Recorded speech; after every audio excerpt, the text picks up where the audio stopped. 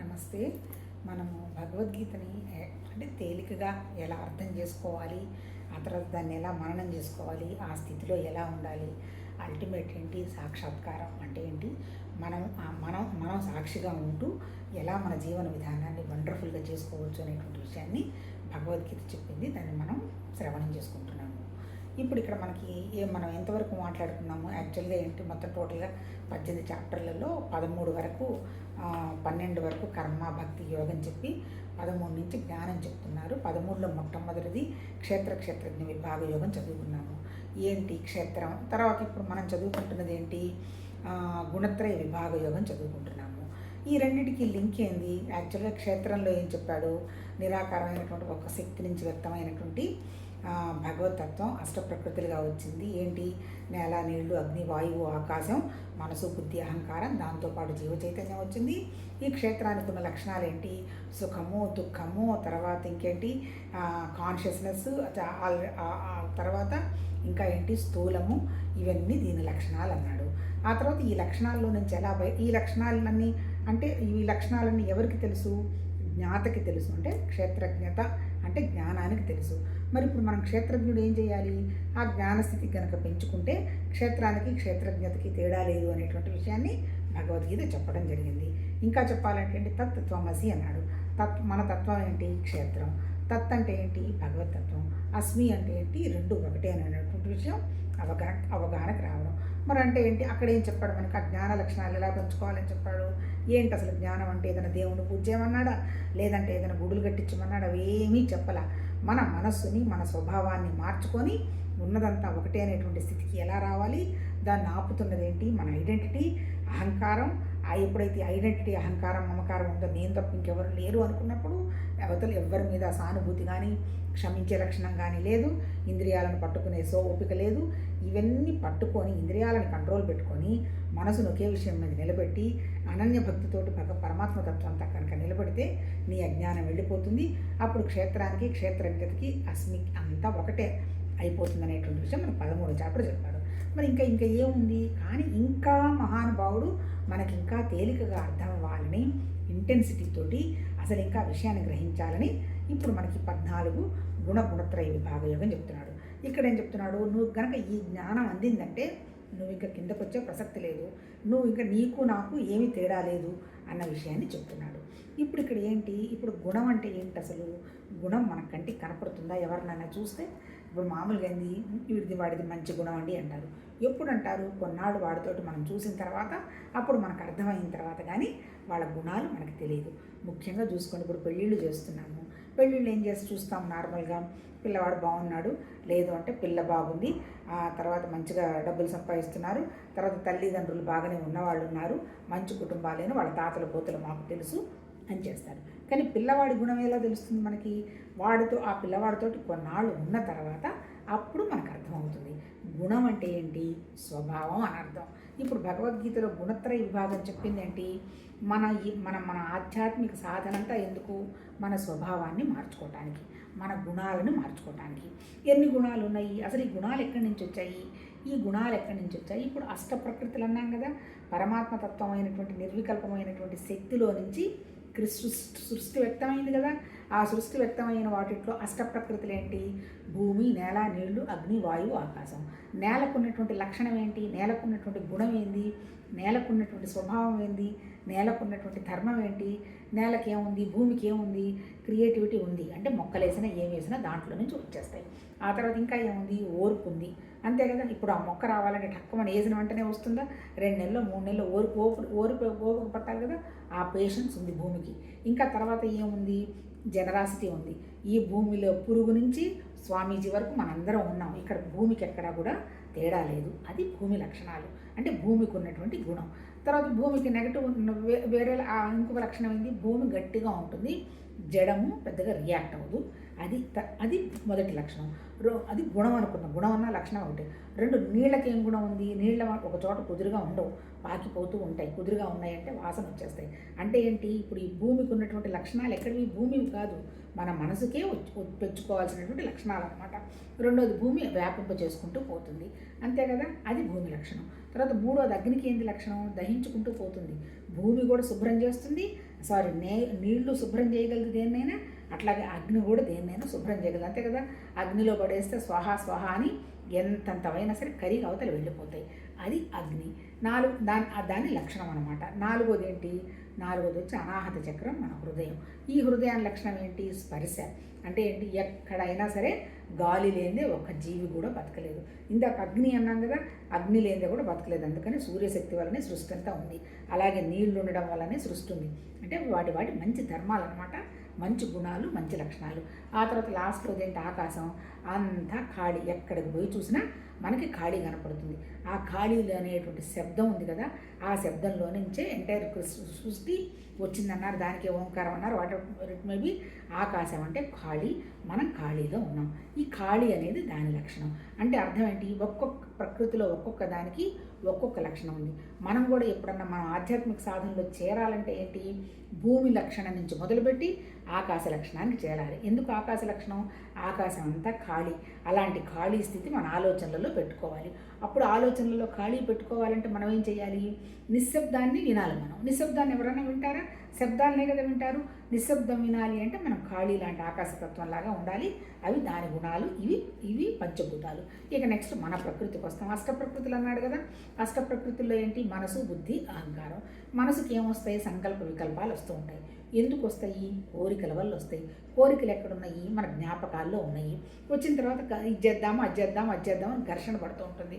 ఈ ఘర్షణలో ఇది మంచిది కాదమ్మా, ఇది మంచిది అని చెప్పేదేంటి? మన స్వభావం చెప్తుంది. ఏంటది ఆ స్వభావం? అదే బుద్ధి. బుద్ధి ఏంటి? బుద్ధికి గనక వివేక వైరాగ్యాలు ఉంటే ఇది మంచిది కాదమ్మా, నీవు అభివృద్ధి పొందడానికి ఇది పనికిరాదు, నీకు చాలా నష్టం అని సలహా ఇస్తుంది. లేదు, మనకి కిందకి తీసుకొని వెళ్ళిపోతుంది. అది మన బుద్ధి. అహంకారం అంటే మళ్ళీ ప్రకృతే, అది కూడా దాని ద్వారా కండక్ట్ అయిపోతుంది. జ్ఞాపకాలంటే చైతన్యం అన్నాడు. చైతన్యం అంటే మళ్ళీ కాన్షియస్నెస్ అంటే 3 రకాలు చెప్తారు. ఏంటి? ఫస్ట్ కాన్షియస్నెస్ జాగ్రత్త అవస్థ. లేచిన తర్వాత కాఫీ తాగుదాం, టీ తాగుదాం అన్నీ తెలుస్తుంది కదా, అది జాగ్రత్త అవస్థలో. రెండోది ఏంటి? సబ్ కాన్షియస్గా నిద్రలో ఉన్నప్పుడు కళలు వస్తుంటాయి, లోపల ఎక్కడి నుంచో ఆలోచనలు వస్తుంటాయి, ఎక్కడి నుంచి వస్తున్నాయో తెలియదు, అవేంటి మనకు తెలియదు. అది 2 సబ్ కాన్షియస్. అంటే ఏంటి? దాన్ని ఏదో ఉపచేతనం ఏదంటారు తెలుగులో. కాన్షియస్ అంటే చేతన అంటారు, సబ్ కాన్షియస్ అంటే ఉపచేతన అంటారు. మూడోది ఏంటి? అన్కాన్షియస్. అసలు మనకు తెలియకుండా ఎన్ని జ్ఞాపకాలు ఉన్నాయో, ఎన్నెన్ని అనుభవాలు ఉన్నాయో మనకు తెలియదు. అంటే మన అనుభవానికి అనుగుణంగా మన దగ్గర ఏదైనా ఒక వస్తువో మనిషో తెలిసిన తర్వాత ఓహో అని మనకు ఒక జర్క్ ఇవ్వడమో లేకపోతే ఒక ఆనందం రావడమో జరుగుతుంది. అంటే ఏంటి? ఈ జ్ఞాపకాలే మళ్ళీ కాసేపు జ్ఞానం అనుకుందాం. అంటే ఏంటి? ఈ అనుభవాలన్నీ ఎక్కడ? ప్రకృతిలోనే అనుభవాలు. అంతే తప్ప పరమాత్మ తత్వానికి ఏమీ అనుభవాలు లేవు. మన అంతఃకరణకే అనుభవాలు. సుఖం దుఃఖం అంతా కూడా మన అనుభవానికే. ఇప్పుడు మనం చెప్పుకుంటున్నది ఏంటి? గుణాల గురించి మాట్లాడుకుంటున్నాం. ఇప్పుడు అష్టప్రకృతులు అయిపోయినాయి కదా. ఈ అష్టప్రకృతుల్లో అంతఃకరణ, మనసు, బుద్ధి, చిత్తం, అహంకారంలో జ్ఞాపకాల్లో నుంచి వచ్చేటువంటి కోరికల వల్ల వచ్చే సంకల్ప వికల్పాలు, చెయ్యి వద్దని స్టాంప్ వేసేటువంటి బుద్ధి, చేసేది అహంకారం. ఇది మన దగ్గర ఉన్నట్టు ఇదంతా కూడా ప్రకృతే. కాకపోతే ఈ ప్రకృతిలో తయారైనటువంటి అష్టప్రకృతిలో తయారైనటువంటి మన దాంట్లో మా జీవ చైతన్యం, పరమాత్మతత్వం ఉండడం జరిగింది. అంటే ఏంటి? ఆ చైతన్యం అనేది భగవతత్వమే అంటాడు, అంటే పరమాత్మతత్వమే అంటాడు. కాకపోతే ఈ అనుభవాలు ఏవి కూడా పరమాత్మతత్వానికి లేవు. ఎందుకు లేవు? ఆ పరమాత్మతత్వానికి గుణాలు లేవు కాబట్టి. అంతే కదా, నామం లేదు, రూపం లేదు, గుణం లేదు, ఆ తర్వాత కదలిక లేదు. అచలం అన్నాడు కదా, కదలిక లేదు. నిరంజనం అంటే ఏంటి? సర్వత్రా వ్యాపించింది కానీ తనకేమీ సంబంధం లేదు. అలా ఏమీ సంబంధం లేని పరమాత్మతత్వం మన అష్టప్రకృతులతో తయారైనటువంటి మన దగ్గరకు వచ్చి కూర్చొని చైతన్యం సృష్టించి చైతన్యం అయిపోయింది. చైతన్యం అంటే ఏంటి? మన ప్రాణం ఉన్నాము అంటే ఆ భగవతత్వం ఉండబట్టే మనతో ఉన్నాం. కానీ ఆ పరమాత్మతత్వం మనతో ఉన్నా దానికి ఈ గుణాల వ్యవహారం ఏవి అంటవు అని చెప్తున్నాడు. ఇప్పుడు మనం మాట్లాడుకుంటున్నది ఏంటి? ఇక్కడ ఏం చెప్తున్నాడు? ఈ అష్టప్రకృతులు వీటన్నిటిలో నుంచి వచ్చినవే గుణాలు అన్నాడు. ఇప్పుడు ఇందాక మాట్లాడుకున్నాం కదా, భూమికి ఉన్న లక్షణాలు, ఆ తర్వాత మన మనసు బుద్ధికి ఉన్నటువంటి లక్షణాలు, గుణాలు అర్థమైంది కదా. వాటితో పాటు ఇంకేం గుణాలు వచ్చాయి? వాటితో ఆ ప్రకృతి నుంచే వచ్చినటువంటి 3 గుణాలు చెప్తారు. ఏంటవి? సత్వగుణం, రజోగుణం, తమోగుణం అంటాడు. అంటే ఏంటి? చాలామంది ఏమంటారంటే వాడు చాలా సత్వగుణం అండి, చాలా మంచివాడండి అంటుంటారు. కాదు, 3 గుణాలు మన దగ్గర ఉన్నాయి, లేకపోతే మనం ఉండనే ఉండం. తమో గుణం అనేది మనం నిద్రపోయే లక్షణం. సపోజ్ మనం నిద్రపోలేదు, ఏంటి మన పరిస్థితి? ఒక్కరోజు ఆలోచించుకోండి. ఇప్పుడు అందరూ సైంటిఫిక్గా కూడా చెప్తున్నారు కదా, నిద్ర కనుక లేకపోతే ఏదో ఇన్సోమానియా ఏదో డిసీజ్ వస్తుంది, తర్వాత లోపల ఉన్నటువంటి మన ఆర్గాన్స్ అన్ని వర్కౌట్ చేసుకోలేవు, అందువల్ల హెల్త్ పాడైపోతుంది. అందుకని పాపం ఈ సాఫ్ట్వేర్ వచ్చిన తర్వాత నైట్ వర్క్ చేస్తున్నారు కాబట్టి అందరికీ ఏంటి ఫర్టిలిటీ ప్రాబ్లమ్స్, హెల్త్ ప్రాబ్లమ్స్ అవన్నీ వచ్చి పడ్డాయి డబ్బుతో పాటు. అందుకని మీ లైఫ్ స్టైల్ని మీరు చేంజ్ చేసుకోండి అని ప్రతి క్షణం వీడియో ఓపెన్ చేస్తే పాపం ప్రతి డాక్టరు సాధ్యమైనంత వరకు చెప్తూనే ఉన్నారు. అది ఆచరించామా అనేటువంటి విషయం ఎందుకు వస్తుంది? మళ్ళీ ఎక్కడ గుణాలు ప్లే చేస్తాయి. ఇప్పుడు ఏంటి సత్వతమ రజో గుణాలని మాట్లాడుకుంటున్నాం కదా మనం. ఈ 3 గుణాలు ఏంటి? 3 గుణాలు మనలో ఉన్నాయి. తమో గుణం ఉండబట్టే నిద్రపోతున్నాం. మళ్ళీ నిద్ర లేచిన తర్వాత మళ్ళీ నిద్ర నుంచి మనం బయటికి రావాలి కదా. ఎలా వస్తాము? రజోగుణం ఉండబట్టే నిద్రలో నుంచి బయటకు వస్తామంటే యాక్షన్ జరిగేది రజోగుణం వల్ల. కానీ నిద్రలో సుఖం అనుభవించేది ఎవరు? సత్వగుణం. అంటే 3 ఏంటి అర్థం ఇక్కడ? సుఖము, పని, ఆ తర్వాత దానికి సంబంధించినటువంటి అంటే సుఖము, పని, అనుభవం అనకూడదు. సుఖము, పని, తర్వాత అజ్ఞానం. అంతే కదా. తమో గుణంలో ఉన్నది బేస్ ఏంటి? అజ్ఞానం. సత్వగుణంలో ఉన్న బేస్ ఏంటి? శాంతం, జ్ఞానం. రజోగుణంలో పేరేంది? క్రియ చేయటం. ఈ 3 గుణాలు మన దగ్గర ఉన్నాయి. ప్రతి క్షణం ఈ 3 గుణాలు మనం నడిపిస్తూనే ఉంటాయి అంతే. కాకపోతే ఈ 3 గుణాలు ఎవరికి ఉన్నాయి? ఎవరికి? పరమాత్మ తత్వానికి ఏమీ సంబంధం లేదు. నిన్న మనం చదువుకున్నాం కదా, 5వది చదువుతాం. అన్నిటికీ ఏం చెప్పాడు? నా మూల పరమాత్మ తత్వంలో భగవతత్వ శక్తి వచ్చేమో బీజము, ఆయన శక్తి, ఆ తర్వాత వ్యక్తమైందంత ప్రకృతి. కాబట్టి మనకి తల్లిదండ్రి ఎవరు? పరమాత్మ తత్వము, ఆ తర్వాత ప్రకృతి అన్నాడు. అందుకే ప్రకృతికి అమ్మవారిని పెట్టి తల్లిగా చూసుకుంటున్నాము, పరమాత్మ తత్వానికి జ్ఞానంగా పెట్టి అయ్యవారిని విష్ణువు అనండి, తర్వాత శివుడు అనండి, ఆ తర్వాత మళ్ళీ ఇక్కడ వచ్చేసేసి లక్ష్మీదేవి అనండి, అమ్మవార్లు వచ్చి పార్వతి, గౌరీ ఇవన్నీ వస్తాయి. ఇవన్నీ కూడా పేర్లు, మనం పెట్టుకున్న పేర్లు. ఎందుకు పెట్టుకున్నాము? మనం విషయాన్ని సక్రమంగా అర్థం చేసుకుంటాము అనేటువంటి విషయంతో ఆ ఋషులు, ఆ మహానుభావులు, ఆ గురువులు వాళ్ళ అనుభవానికి తెచ్చుకొని సృష్టిలో ఉన్న ప్రతి వాళ్ళు ఆనందంగా సుఖంగా ఉండాలి అనేటువంటి విషయంగా వాళ్ళు చెప్పటం జరిగింది. ఈ భగవద్గీత చెప్పిందంతా కూడా మనల్ని మనం మార్చుకోవటం తప్ప దైవత్వానికి నువ్వేదో చెయ్యమని ఒక్క చాప్టర్లో కూడా చెప్పాల. ఇప్పుడు మనం 14 వరకు మనం సుఖంగా ఉండాలంటే మన మనసు మంచి విషయాల మీద పెట్టాలి, మంచి విషయాలు ఆలోచించాలి. అప్పుడు మన దగ్గర ప్రాణశక్తి పెరుగుతుంది. ప్రాణశక్తి ఎప్పుడైతే పెరుగుతుందో మన బుద్ధి ఇంకా విశాలం అవుతుంది.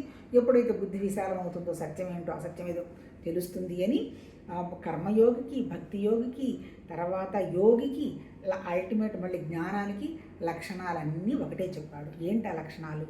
మన మనసు మీద మనం పనిచేసుకుంటూ ఈ సత్వతమ రజోగుణాలని దాటటమే ఆధ్యాత్మిక సాధన. ఎట్లా దాటితే ఏమొస్తుంది? ఎలా దాటితే ఏమొస్తుంది అంటే మనం కూడా నిర్వికల్పంగా నిరాకారంగా పరమాత్మ తత్వ స్థితిలో మనం ఉంటూ జరుగుతున్నది ప్రతిదీ ప్రకృతి ఆడిస్తున్న నాటకం, దీంట్లో నా రోల్ ఏం లేదు, ఏదో నా శరీరం పార్టిసిపేట్ చేస్తుంది తప్ప ఇంకోటి ఏం కాదు, దానికి వచ్చే లాభ నష్టాలను నేను అంటాము అని ఒక ప్లే ఆఫ్ గేమ్ లాగా చూసుకుంటూ ఎలా కండక్ట్ చేసుకోవాలి మన జీవన విధానాన్ననే భగవద్గీత మహానుభావులు మనకు చెప్పడం జరిగింది. ఈ గుణాలు మన కంటికి కనపడవు, కానీ ఏమేమి స్వభావాలు ఉన్నాయి అనేటువంటి విషయం మనకి తెలిసిపోతుంది.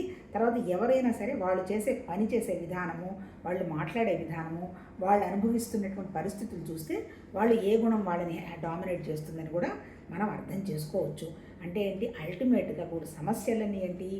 ఎవరి గుణాలు వాళ్ళకే సమస్య తప్ప మిగిలినవి ఏవి సమస్యలు కాదంటే we are creators of our own destiny. అందుకని మన డెస్టినీని మనం ఎలా మార్చుకోవాలని మహానుభావులు ఈ భగవద్గీతలో మన వ్యాస మహాముని అంతకుముందుగా అనుభవానికి తెచ్చుకున్నటువంటి ఉపనిషత్తుల సారమంతా గ్రహించి మనం కూడా ఎలా అనుభవానికి తెచ్చుకోవాలో చెప్పడం జరిగింది. సరే, ఇప్పుడు మనం ఏంటి? అమ్మ, అయ్య అంటే నిరాకారమైనటువంటి పరమాత్మ తత్వశక్తి నుంచి ఎంటర్ అయినటువంటి ప్రకృతి అంతా వచ్చింది. ఆ ప్రకృతికి ఉన్నటువంటి లక్షణాలు ఏంటి? 3 గుణాలు ఉన్నాయి, సత్వతమో రజోగుణాలు. ఆ తర్వాత ఏంటి? ఈ సత్వతమో రజోగుణాల వల్లనే మనం ఏం చేస్తున్నాము? నిరాకారమైనటువంటి శక్తివంతమైనటువంటి పరమాత్మతత్వం మనలోనే ఉందనేటువంటి విషయాన్ని మనం మర్చిపోయి ఈ శరీరం ద్వారా మనం బంధించబడ్డాము అంటాడు. అంటే ఏంటి? మన బాండేజ్కి కారణం మన గుణాలే. మన గుణాలు కనుక దాటితే ఈ 3 స్థితులు మనకి ఇంకా బాండేజ్ లేదు. ఎందుకు బాండేజ్ లేదు? నేను నువ్వు అంతా ఒకటేనైనటువంటి విధానం వస్తుంది. అసలు ఏంటి ఈ గుణాలు? వీటి లక్షణాలు ఏంటి? అవన్నీ కొంచెం చూద్దాం. తర్వాత ఇక్కడ ఏం చెప్తున్నాడు, పాపరహితుడా అనఘ అంటున్నాడు. అనఘ అంటే ఏమీ తప్పు లేనివాడా అని అర్జునుడికి కదా. అంటే ఏంటి, ఒక జ్ఞానస్థితిలో ఉన్నవాడికి ఇది బోధించడం జరుగుతుంది. నరుడే కానీ నేను కొంచెం మారాలి, నేను భగవతత్వం కావాలి అనేటువంటి ఉత్తమాధికారులు ఉంటారు. వాళ్ళకి అంటే ఏంటి, మిగిలిన విషయాలన్నీ చేసి ఆ స్థితికి వచ్చిన వాళ్ళకి చెప్తున్నట్టుగా మనకు అర్థమవుతుంది. అందుకని అక్కడక్కడక్కడ అలాంటి పేర్లు ఆయన వాడతాడు. పాపరహితుడా అంటాడు. పాపం అంటే ఏంటి, నేను వేరు భగవతత్వం వేరు అనేటువంటి భావం ఎక్కడ ఉంటుందో అది పాపం. ఏమి లేదు, ఉన్నదంతా ఒకటేను, భగవతత్వానికి నాకు తేడా లేదు అనేటువంటి విషయం పుణ్యం. అంటే ఇక్కడ అర్థం ఏంటి, అర్జునుడికి మొత్తం విషయం అంతా కొద్దో గొప్ప ఈ 13 చాప్టర్లలో అర్థమైంది. అందుకని ఆయన ఏమని వాడుతున్నాడు భగవాను, ఓ పాపరహితుడా, ఈ మూడింటిలో సత్వగుణం నిర్మలమైనది, కనుక ప్రకాశకమైనది, వికారరహితమైనది. కానీ అది సుఖ సాంగత్యం వలన జ్ఞానాభివాలం వలన మనుజుని బంధించును. ఇక్కడ ఏం చెప్తున్నాడు, అన్నింటి 3 గుణాలు ఉన్నాయి కదా, సత్వం తమో రజోగుణాలు. సత్వగుణం మంచిదేను, ఎందుకు ఎలా మంచిది, చాలా కాంతివంతమైంది అంటాడు. ఎందుకు, ఇరుకుగా ఉండరుగా. అంటే ఏంటి, జ్ఞానం తెలుసుకుందాము అనేటువంటి విషయంలోనే ఎక్కువ ఉంటారు కాబట్టి జ్ఞానం కొద్దో గొప్ప వస్తుండేటప్పటికే విషయం అర్థమవుతుందిగా. అందుకే ఇప్పుడు పాపరహితుడు అనే పదం వాడాడు అర్జునుడి కోసం. అందుకని ఆ సత్వగుణం మంచిదే, కాంతివంతమైంది. ఎందుకు, చీకటి కంటే నేరోగా ఉండే స్వభావం ఉండదు కదా. ఇంకా కొద్దో గొప్ప విషయం అర్థమవుతున్నట్టు మనకి పక్క వాళ్ళకి భేదం లేదు, మాకు పరమాత్మతత్వానికి కూడా భేదం లేదు, ఏం జరుగుతున్నా ప్రకృతిగా జరుగుతుంది, జరగనీలే, నాకేం సంబంధం లేదు అనేటువంటి భావంగా ఎప్పుడైతే ఉండడం జరుగుతామో ఆటోమేటిక్ ఏమవుతుంది, మన విజ్డమ్ పెరుగుతుంది. విజ్డమ్ అంటే ఏంటి, జ్ఞానం ఎక్స్పాండ్ అవుతుంది. దాన్నే ఇవల్యూషన్ ఆఫ్ కాన్షియస్నెస్ అన్నారు. అంటే ఏంటి, ఆధ్యాత్మిక సాధన అంటే ఏంటి, మన జ్ఞానాన్ని అభివృద్ధి చేసుకోవాలి. ఏంటి జ్ఞానం, భౌతికంగా మనకి చాలా జ్ఞానం ఉంది, బాగా డబ్బులు సంపాదించాము, బాగా చదువుకున్నాము, దిస్ దట్ చాలా ఉంది. కానీ జ్ఞానం అంటే అది కాదు. ఎందుకు, ఆ జ్ఞానంలో నువ్వు ఎంత తెలుసుకున్నా, ఎంత సంపాదించినా అసంతృప్తి ఉంది, సుఖం ఉందని అనుకుంటారు, కానీ ఎక్కడ శాంతి ఉండదు. ఎప్పుడో ఒకప్పుడు అశాంతి ప్రాణం తింటూనే ఉంటుంది. అందుకని ఏంటి, అది జ్ఞానం కాదు. జ్ఞానం అంటే ఏంటి, అసలు మనం ఏంటి, ప్రపంచం ఏంటి, భగవతత్వం ఏంటి, ఇదంతా నిజంగా ఉందా, జరుగుతున్నదా ఏంటి అనేటువంటి విషయంగా ఎవరికైతే అవగాహనకు వస్తూ ఉంటుందో అక్కడ ఏమవుతుంది, మన జ్ఞానం ఎప్పుడైతే పెరుగుతుంటుందో మనలో ఉన్నటువంటి వెలుగు పెరుగుతూ ఉందంటారు. మనం ఇప్పుడు ధ్యానం చేసేటప్పుడు కూడా చాలామంది చెప్తుంటారు, భగవంతుడు మా హృదయంలో వెలుగుతున్న జ్యోతి రూపంలో ఉన్నాడు అని.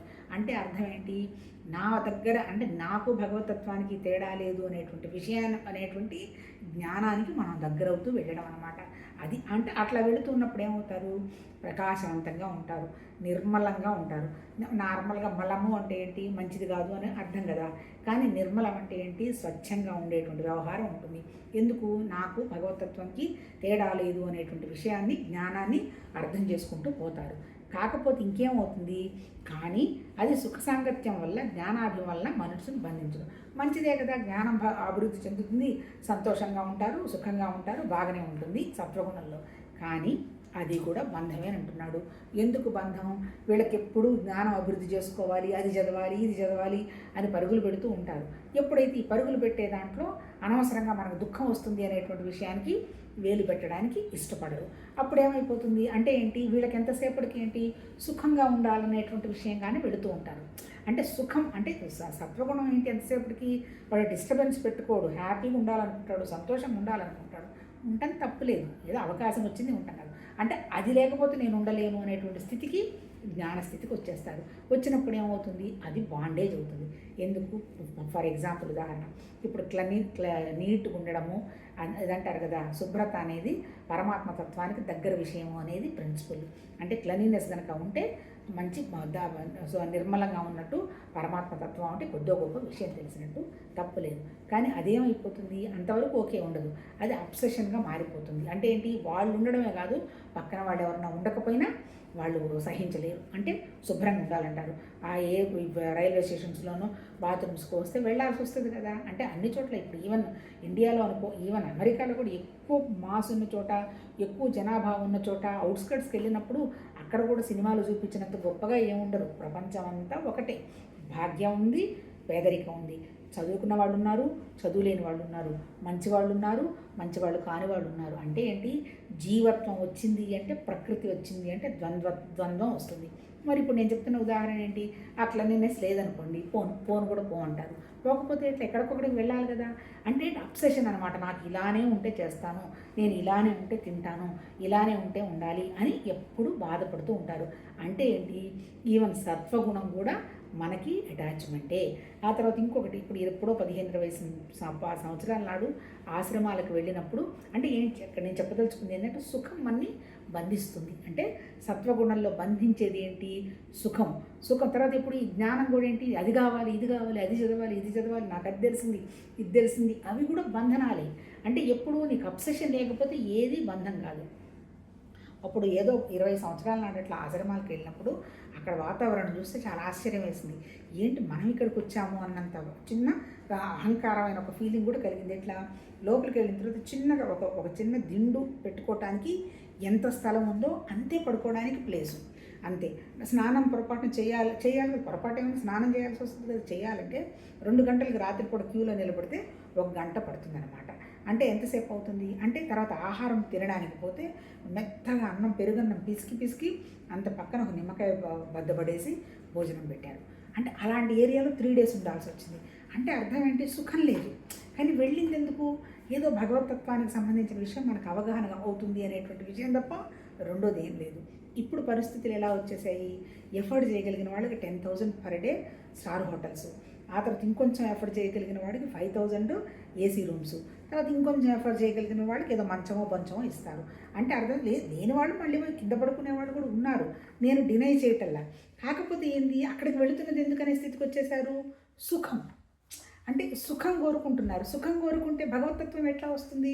ఇప్పుడు నీకు పిల్లలు కూడా చూడండి, ఇంతకుముందు దాన్ని ఏమంటారు, స్ట్రీట్ లైట్స్ ముందు చదువుకొని వీడు ఐఏఎస్ ఆఫీసర్ అయినాడండి, ఆ తర్వాత మా ఇంట్లో లైట్ ముందు కూర్చొని చదువుకొని ఈ అమ్మాయి డాక్టర్ అయిందండి అంటుంటారు. అంటే ఏంటి, పాపం వాళ్ళకి సుఖం లేదు, కానీ వాళ్ళకు ఒక ఫైరే ఉంది. అంటే నేను డెఫినెట్గా అయి తీరాలి అనేటువంటి విషయం ఉంది. అంటే ఏంటి, సత్వగుణం, సుఖము అనేది మన ఎదుగుదలకి ఆటంకం. చాలామంది అంటుంటారు, మీ దగ్గర చాలా డబ్బులు ఉన్నాయి కదా, నేను స్టార్ హోటల్లో పెట్టుకొని ఆశ్రమానికి డబ్బులు ఇవ్వచ్చు కదా. అంటే ఆశ్రమంలోకి డబ్బులు ఇవ్వాలంటే స్టార్ హోటల్లో ఉంటాం ఎందుకు, విడిగా ఇచ్చేసేయచ్చు, నిజంగా మంచి పని జరుగుతుంది అనేటువంటి అభిమానం ఉంటే. కానీ ఏంటి, మన సుఖము, మన డబ్బు మనం అక్కడ ఇవ్వడం, ఇదంతా వచ్చేసరిపటికి ఏమవుతుంది, నువ్వు పోయేది ఎందుకు అక్కడికి, మనం వెళ్ళేది ఎందుకు, ధ్యానం చేసుకోవడానికి. ధ్యానం ఎందుకు, సత్యం కనుక్కోవడానికి. ఇప్పుడు అన్ని విషయాలు ఏమైపోయినాయి, ధ్యానము సరే ఏదో 1 గంట అరగంట చేస్తారు కాదన్నాను, ఇక సత్యం తెలుసుకుందాం అనేటువంటి టైం ఎక్కడుంది. హాయిగా ఎంజాయ్మెంట్లు, మంచిగా క్యాంటీన్స్, మంచి రకరకాల వెరైటీ ఆఫ్ ఫుడ్స్, ఆ తర్వాత హోటల్స్, మంచి గార్డెన్స్ అయిపోయాయి. అంటే ఏంటి, పిక్నిక్ స్పాట్లు అయిపోయినాయి. అదేమంటే ఇంకా మనం ఏమంటారు, రోజులు మారుతున్నాయి కదా, అందుకని మనం అందరికీ అవకాశాలు ఇవ్వాలి కదా. అంటే ఇవ్వచ్చు, తప్పులేదు. కానీ అక్కడ నీకు సత్వగుణం ఎక్కడుంది, అంటే సత్వగుణంలో నేను ఏ గుణాలకు వచ్చేసారు, అక్కడ రాజ్యగుణానికి వచ్చేస్తున్నాను. అంటే ఇక్కడ నేను చెప్పదలుచుకుంది ఏంటంటే, ఇక్కడ ఎవరిని నేను విమర్శించటం కాదు. అంటే అర్థమైంది, సుఖము కావాలి నాకు అన్న చోట నీకు జ్ఞానాభివృద్ధి కలగడం కష్టం.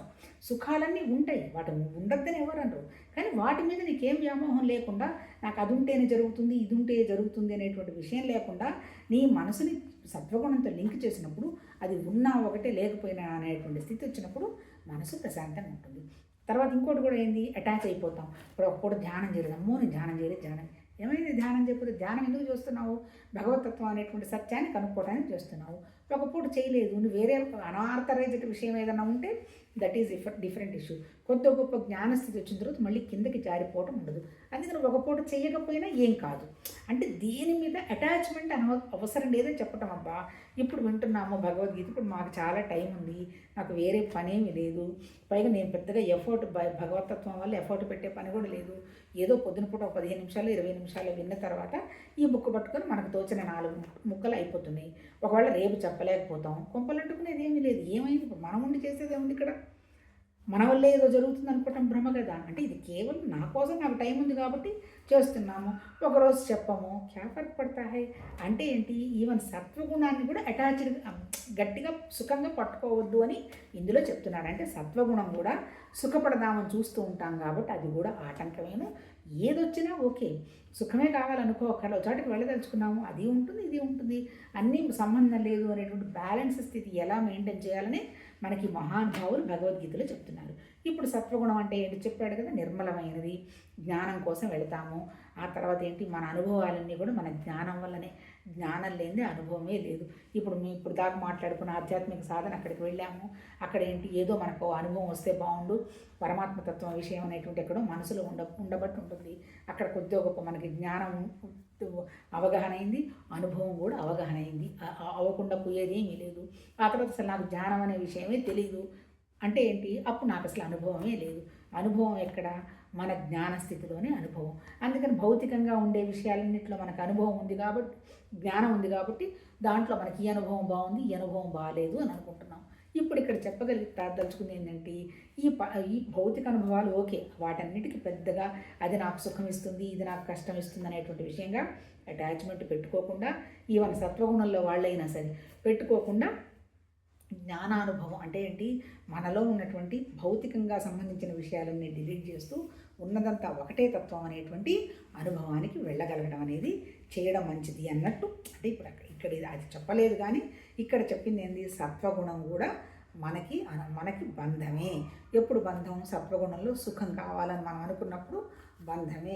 ఏదైనా ఓకే, ప్రతిదీ పరమాత్మతత్వ భావంలో నుంచి వచ్చినటువంటి ప్రసాదం. మంచైన ప్రసాదమే, చెడ్డైన ప్రసాదమే. ఇక్కడ మంచి చెడులు ఏమీ లేవు, అన్నీ మన అనుభవాలే. ఈ అనుభవాలు ఎట్లాంటివి? ఈ అనుభవాలు మనం నేర్చుకునేట్టుగా కనుక ముందుకు పోతూ ఉంటే అది పరమాత్మతత్వం ఇచ్చినటువంటి అనుభవం. అందుకని ఏంటి, ఇక్కడ మనకు సత్వగుణంలో ముఖ్యంగా ఏంటి, జ్ఞానం అన్నాడు. జ్ఞానం అంటే మనం నేర్చుకుంటూ పోవటం. ఎక్కడ నేర్చుకుంటాము? మన అనుభవాల్లో నుంచి మనం నేర్చుకుంటూ పోవటం. ఏ సుఖానికి భౌతికంగా అటాచ్ అవ్వకుండా ఉండడం కోసం చూసుకుంటాం. నిజంగా చెప్పాలంటే భౌతిక సుఖం ఏంది? మన పిల్లలు, మన ఆస్తులు. పిల్లలు పెద్దవాళ్ళు అయిపోయినారు, వాళ్ళ గోల వాళ్ళు చూసుకుంటున్నారు. ఏదైనా అడిగితే చెప్పటం, లేదంటే వాళ్ళు హ్యాపీగా సంతోషంగా ఉన్నప్పుడు వాళ్ళని చూసి మనం సంతోషపడటం. నార్మల్గా ఓల్డ్ ఏజ్ వచ్చిన తర్వాత పెద్ద సమస్య పెద్దవాళ్ళకి పిల్లల్ని ఎప్పుడు కూడా అటాచ్మెంట్గా తీసుకోకూడదు. నీ కర్తవ్యం అయిపోయింది, ఎంతవరకు చేయాలో 100% పరమాత్మతత్వభావం అని వర్క్ నిర్వర్తించి వాళ్ళని బోన్సాయిల్లా కాకుండా వాళ్ళని వ్యక్తిత్వంగా పెంచేట్టుగా మనం దూరంగా ఉండి చూడగలగాలి. 40 ఏళ్ళ పిల్లవాడికి సంబంధాలు చూస్తున్నామని పరుగులు పెట్టడం అంటే అవన్నీ అంత సహజమైన విషయాలు కదా. ఆ పిల్లవాడు అతను ఆ పని చూసుకోలేడు, అతను కావాలంటే డైవోర్స్కి అతను వెళ్ళి ప్రయత్నం చేయలేడు. అట్లా లేదు. ఈ ముస్లిం ముతకామంతా వచ్చి కోర్టులలో నిలబడి వాళ్ళ పెళ్లికి సమస్యని ప్రాబ్లంగా తీసుకుంటారు, వాళ్ళ విడాకులు ప్రాబ్లంగా తీసుకుంటారు. పిల్లలు మన పిల్లలే, అభిమానం ఉండాల్సిందే. కానీ ఎక్కడ మనకు అవసరం, ఎక్కడ మనకు అవసరం కాదు అనేటువంటి విషయం తెలుసుకోకపోతే మనం ఇప్పుడు ఏంటి, నేను రోజు రామాయణం చదివాను, భారతం చదివాను, రోజు దేవుడికి 10 కొబ్బరికాయలు కొడుతున్నాను, దేవుడికి నేను పోయి అన్నదానం చేసి వచ్చాను. ఇవన్నీ మా అనుభవానంద సరస్వతి అని మాకు స్వామీజీ ఆయన చెప్పేది నేను వింటున్నాను. గుడ్డి థింగ్స్ అంటాడు. గుడ్డి థింగ్స్ ఆధ్యాత్మిక సాధన కాదు. ఆధ్యాత్మిక సాధన అంటే మన స్వభావాన్ని మనం మార్చుకొని 24 గంటలు ఎట్లాంటి అటాచ్మెంటా కాదా అనేటువంటి విషయాన్ని ప్రకృతిని గమనిస్తూ మన స్వభావం మార్చుకుంటూ పోవటం ఆధ్యాత్మిక సాధన. ఈవెన్ సత్వగుణం కూడా మనకు ఆటంకమేనని చెప్తున్నాడు. ఎప్పుడు అటాచ్మెంట్ ఎక్కువ పెట్టుకుంటే, ఈవెన్ పరమాత్మతత్వంతో అటాచ్మెంట్ పెట్టుకున్నా ఆటంకమే. అంతే. అంటే ధ్యానం చేస్తాం. ఇప్పుడు చేయలేదు, ఏం కొంపలండి, అమ్మో నేను చేయలేదు, అమ్మో నేను వెళ్ళలేదు అంత అవసరం లేదు. ఎందుకు? నువ్వే అది నీతో నువ్వు ఉండడం అలవాటు చేసుకున్నప్పుడు, నీ సెల్ఫ్ నువ్వు గమనిస్తున్నప్పుడు భౌతికంగా జరుగుతున్నది అన్నీ కూడా ప్రకృతి. నీ లోపల నువ్వు ఉన్నది మాత్రం భగవతత్వం. నీ లోపల నువ్వంటే నీ మనస్సు, నీ ప్రశాంతత, ఇవి ఎప్పుడు కూడా డిస్టర్బ్ కాకుండా భౌతికంగా వాటి గురించి నెరవేరిందని పరిగెత్తకుండా ఉండగలగడమే ఆధ్యాత్మికత. నీలో నువ్వు ఉండడం, నీ సెల్ఫ్తో నువ్వు ఉండడం. ఈ సెల్ఫ్ని ఈ గుణాలు బంధించం, అది గ్రహించటం. గుణాలు ఎక్కడ బంధిస్తాయి? మన అంతఃకరణలోనే బంధిస్తాయి, మన మనసులో బంధిస్తాయి. అందుకని నేను మనసు కాదు. ఎందుకు? జస్ట్ అది ప్రకృతి. మరి బంధించకుండా ఉండేవేంటి? నన్ను బంధించదు. నేను పరమాత్మతత్వం, నేను జ్ఞానానికి గుణాలతో సంబంధం లేదనేటువంటి విషయాన్ని గ్రహించుకోగలడం. ఈవెన్ సత్వగుణం కూడా చాలామంది చెప్తుంటారు కదా, వీడు సత్వగుణం అండి, అన్ని మంచి పనులు చేస్తారు, సొసైటీని మారుస్తున్నారు, అన్నీ కూడా గుడ్డి అన్నట్టే చెప్తున్నాడు. నువ్వు నీతో ఉండడమే ఆధ్యాత్మికత. తర్వాత రెండోది చెప్తున్నాడు, అది చదివి చేద్దాం. అర్జున, రజోగుణం రాగాత్మకం, అది కామం, ఆసక్తుల నుండి ఉత్పన్నమగునని ఎరుంగము, అది జీవాత్మను కర్మల యొక్క కర్మఫలముల యొక్క సాంగత్యంతో బంధించును. నిజంగా రజోగుణంలో ఉన్నవాళ్ళు పాపం పని చేయకుండా ఉండనే ఉండరు. ఒక పని తర్వాత ఒకటి పరుగులు పెడుతూనే ఉంటారు. 10 కంపెనీలు పెడతారు. ఇంకా ఎందుకు, నాకు శాంతి లేదండి, హాయిగా ఉన్నారు మీరు, ఏంటో నేను ఇలా అనారోగ్యంగా బాధగా ఉన్నాను అంటే, మళ్ళీ ఎందుకయ్యా అంత అనారోగ్యంగా బాధగా అంటే, ఇంక మళ్ళీ 11వ కంపెనీ పెడుతున్నానండి అంటాడు. అంటే పెట్టు, అంటే పెట్టడం పిల్లలకి ఏదైనా అవకాశం వస్తుంది జరుపుకుంటూ పో, అంతే తప్ప దానికోసం అశాంతి ఎందుకు పోవడం. అంటే ఏంటి, రజోగుణం లక్షణం ఏంటి, పని చేయకుండా ఉండనే లేరు. కోరిక, పని, ఫలం. కోరిక, పని, ఫలం అంటే అదొక చక్రంలాగా గిరా గిరా గిరా గిరా పాపం తిరుగుతూనే ఉంటారు. తిరిగినప్పుడు అయ్యేటప్పుడు సాయంత్రం అయ్యేటప్పటికి మనసు అలసిపోతుంది, నిద్ర పడితే పడుతుంది, లేకపోతే లేదు. ఎందుకు, వేరే ఆలోచనలు ఉంటే ఎక్కడ పడతాయి, అనవసరమైన కోరికలు ఉంటే ఎక్కడ నిద్ర పడుతుంది, ఆ స్థితిలో ఉంటారంటే అంటే రాగం అన్నమాట. కోరిక, కోరిక, ఆ తర్వాత ఆసక్తి, అది వల్ల రజోగుణం. నీకు పని చేస్తే ఇది వస్తుంది, ఇది వీళ్ళందరూ అంటే ఇక్కడ మళ్ళీ సత్వగుణంలో మళ్ళీ ఇక్కడ భగవతత్వానికి సంబంధించిన రజోగుణం కూడా ఉంది. సేవ చేయాలి, నేను సేవ చేయకపోతే లాభం లేదు, అవన్నీ చేయాలి, అంత డబ్బులు ఇవ్వాలి, ఇంత డబ్బులు ఇవ్వాలి, ఇట్లా ఉంటుందన్నమాట. అది జీవాత్మన కర్మల యొక్క ఫలముల యొక్క సాంగత్యంతో బంధించడం. రజోగుణం ఎంతసేపటికి మనకి కర్మలు, పని చేయకుండా ఉండే స్థితి ఉండదు. పని ఎప్పుడు ఏదో ఒక పని వస్తూనే ఉంటుంది, ఒక పని తర్వాత ఒక పని, ఎప్పుడు బిజీగానే ఉంటారు. ఎప్పుడైనా నేను చాలా బిజీ అని అంటారు. ఏంటి బిజీ, తెల్లవారు లేచి అన్నం వండుకుంది ఏంటో మనకు, నాకైతే అంత అర్థం కాదు. కానీ ఎప్పుడు అడిగినా సరే ఈవెన్ ఫోన్ కూడా కంఫర్టబుల్గా మాట్లాడరు, అంటే టక్ ఫోన్లు పెట్టేస్తారు. మా అవతల వాళ్ళు ఎందుకు ఫోన్ చేశారనే విషయం కూడా అడగరు. అంటే అది వాళ్ళ తప్పు కాదు పాపం, అంటే రజోగుణం అనమాట. ఏదో ఒక పని ఉంటుంది, ఆ ముఖ్యమైన పని ఏది ఉంటే దాంట్లో ఇన్వాల్వ్ అయి తిరిగేస్తూ ఉంటారు, అది రజోగుణం అంటారు. అది బంధం. అంటే ఏంటి, పని చెయ్యొచ్చు, పని జరగాల్సిందే, కానీ బంధంగా చేస్తే మాత్రం నిన్ను బంధిస్తుంది అంటాడు. మొట్టమొదటి సత్వయుగం ఎట్లయితే నిన్ను సుఖంలో బంధిస్తుందో, రజోగుణం ఏంది మన కర్మల్లో బంధిస్తుంది. అంటే ఎప్పుడు బిజీగా ఉన్నావు అనేది చాలా గ్రేటెస్ట్ థింగ్ అని చెప్తూ ఉంటారు. మీరు కూడా అర్థం చేసుకున్నారో లేదో, చాలామంది మీరేమన్నా మరి చాలా బిజీ అండి అంటారు. ఏం బిజీ, మా ఫాదర్ చనిపోయినారు, ఆయన ఎక్కడున్నారు, ఆయన అంటుండేవాడు తోసుకొని బస్సు ఎక్కుతారట, తోసుకొని బస్సు దిగుతారట. ఇంతకీ వాళ్ళు ఏం చేస్తారు, బస్సు ఎక్కి తోసుకొని దిగి బడ్డీ కొట్టు దగ్గర కూర్చొని సిగరెట్ తాగుతూ ఉంటారట. దానికి అంత తోసుకోవటం అవసరమా అంటే, అవసరం అంటే అక్కడ కారణం ఏంటి, పాపం వాళ్ళ తప్పు కాదు, రజోగుణం అనమాట. అంటే ఏదో చెయ్యాలి అనేటువంటి ఒక భ్రమ. తర్వాత 3, అర్జున, తమోగుణం సకల దేహాభిమానులను మోహితులనుగా చెయ్యను, అజ్ఞానం వలన జనించును, అది జీవాత్మను ప్రమాదాలస్య నిద్రాదులతో బంధించును. సత్వగుణం వచ్చే సుఖమైతే, రజోగుణం వచ్చే కర్మ వచ్చే, 3వ గుణం ఏం చేస్తుంది, ఇది దేహం మీద విపరీతమైనటువంటి వ్యామోహం. అంతే కదా పాపం వాళ్ళకి, ఇంకా ఇదేదో ఉంది, ఇంకేదో సుఖం వస్తుంది వేరే చోట, ఈ వస్తు విషయాలు దాటిన తర్వాత ఇంకేదో అనుభవం ఉందనేటువంటి విషయం వాళ్ళకి తెలియదు. చెప్తున్న అనుభవాలని మళ్ళీ మన మనసుకి ఏం సపరేట్ కాదు. అందుకని వీళ్ళు ఏం చేస్తారు, అది అజ్ఞానం వల్ల దేహాభిమానంతో ఫుల్ అటాచ్మెంట్తో ఉంటారు. ఆ తర్వాత ఏంటి, ఆ దేహాభిమానం ఎందుకు వస్తుంది వాళ్ళకి అజ్ఞానం వల్ల వస్తుంది. అదేం చేస్తుంది వీళ్ళని, దానికి వచ్చేటువంటి లాభం ఏంటి వీళ్ళకి, ఇప్పుడు పైన చెప్పుకున్నటువంటి రెండింటికి కూడా నష్టాలే చెప్పాడుగా. సత్వగుణం వల్ల సుఖం వస్తుంది, దానికి అటాచ్మెంట్ అయిపోయిన తర్వాత నేర్చుకోవడం మర్చిపోయే స్థితి వచ్చి దానికి అతుక్కొని ఉంటాడు. రజోగుణం వల్ల 24 గంటలు పనిచేస్తూ శాంతి లేకుండా ఉంటాడు. 3వది సత్వగుణం వల్ల, తమోగుణం వల్ల వచ్చేదేంటి, ఆలస్యము, నిద్ర, ప్రమాదం. ఈ 3 వీళ్ళని పట్టుకుంటాయి అంటాడు. ఎట్లా ఆలస్యం, ప్రమాదం ఏంటి, చేసిన పని తప్పులే చేసుకుంటూ పోతారు, ఎందుకంటే ఈ కాన్సిక్వెన్సెస్ తెలియదు కదా ఒకటి. తర్వాత ఆలస్యం అంటే ఏంటి, జీవితంలో రసం ఉండదు అంటే ఏంటి, ఎంతూజియాస్టిక్గా ఉండరు. ఇప్పుడు ఏదైనా ఒకటి మనం ప్రకృతితో పిల్లలతో ఎక్కడికి వెళ్ళాము, వాళ్ళందరూ ఫుల్ ఎంజాయ్ చేస్తుంటారు, మనం కూడా పెద్ద వాళ్ళంతా ఎగరకపోయినా మనకు కూడా హ్యాపీగానే ఉంటుంది. ఇప్పుడు తమోగుణం వాళ్ళు ఉన్నారు, వాళ్ళకి అసలు రసం ఉండదు. మీరు పోయి అక్కడ పోయి చేసుకోండి, నేను ఇక్కడ కూర్చుంటాను, నీళ్ళలోకి పోవాకండి, జాగ్రత్తగా ఉన్నాను అంటారు. అంటే ఏంటంటే ఎంతూజియాస్టిక్గా లైఫ్ ఉండదు ఇక్కడ తమోగుణంలో. అంటే బద్ధకం కదా, వాళ్ళ నేచర్ ఏంటి, సోమరితనం, బద్ధకం. ఆ తర్వాత నిద్ర. ఆ నిద్ర ఏంటి, నిద్ర మంచిది ఆరోగ్యానికి, కానీ ఈ నిద్రను వీళ్ళెల్లా నిద్రపోతారు, 2 గంటలు, 3 గంటలు, 4 గంటలు పెట్టి ఉత్సాహంగా నిద్ర లేవడం ఉండదు. ఆ బెడ్ మీదనే ఏం పని లేకపోయినా, నిద్ర రాకపోయినట్టు ఇటు తిరుక్కుంటూ కూర్చొని ఉంటారు. మనం చిన్నప్పుడు మనం కూడా అంతే చేసాం అబ్బా, అప్పుడు తమోగుణం తెలియదు కదా. ఇప్పుడు ఇక్కడ ఏం చెప్తున్నాడు, ఆలస్యం, నిద్ర అంటే చేసిన తప్పే చేసుకుంటూ పోవటము, ఆ తర్వాత రసం లేకుండా ఉండడం లైఫ్లో, ఆ తర్వాత నిద్ర అంటే బద్ధకం, సోమర్తనం, మూర్ఘత్వం, ఇవన్నీ తమోగుణ లక్షణాలు. ఇప్పుడు ఇక్కడ చెప్పింది ఏంటి, అన్ని లక్షణాలు మన దగ్గర కూడా ఉన్నాయి. తమోగుణం లేనిదే మనం అసలు నిద్రే పోలేము, అంతే కదా. ఒక్కొక్కసారి మనకి కూడా ఏ రసం లేనంత బోరింగ్గానే ఉంటుంది లైఫ్. ఆ తర్వాత మళ్ళీ మనం కూడా ఒక్కోసారి చెయ్యొద్దు అనుకుంటేనే పొరపాట్లు చేస్తూ ఉంటాం, మాట్లాడద్దు అనుకుంటేనే మాట్లాడేస్తాం.